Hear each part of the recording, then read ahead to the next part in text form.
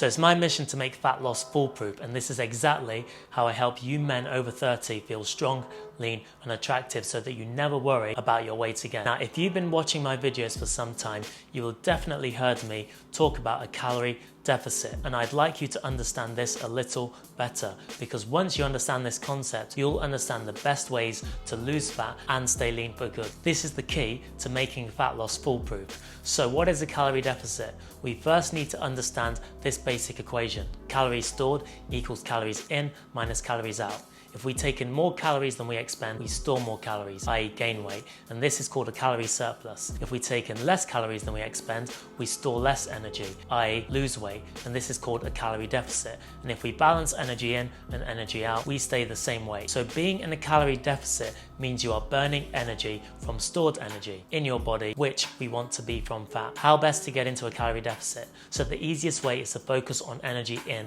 as this is usually the issue. We simply have to eat less food, and this is usually the case of eating more minimally processed whole food whilst ensuring protein intake is high. Eating such foods, protein, fruit, veg, have a positive impact on your health, physique and mental and physical performance, and eating less salty, fatty, sugary, convenient processed foods, which are easy to overeat and calorie dense. If eaten excessively, these have a negative impact on your health, physique and mental and physical performance. The next thing to focus on is the calorie outside of the equation, and this is where things get a little more complex, as it has everything to do with metabolism and activity levels. This will be covered in more detail in another video, but to give you an overview, here are the 4 components. Basal metabolic rate, BMR, is the largest component.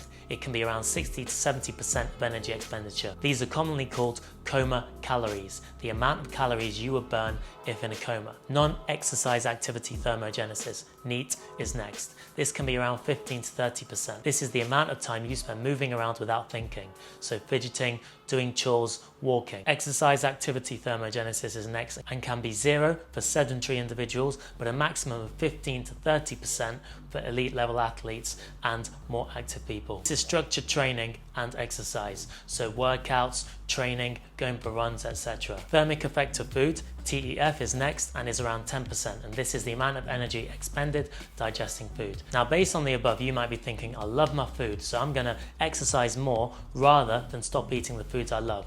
Now, you could do this, but it's way more time efficient to control energy balance with your diet, i.e. eating more or less rather than moving more or less. The cardio should be used sparingly, if at all. Reliance on it is unsustainable and sets people up for failure, and in the long term, you may reduce BMR as you may lose muscle mass too. So I'd highly advise that for long-term sustainable fat loss, dietary changes should be the primary driver of a calorie deficit.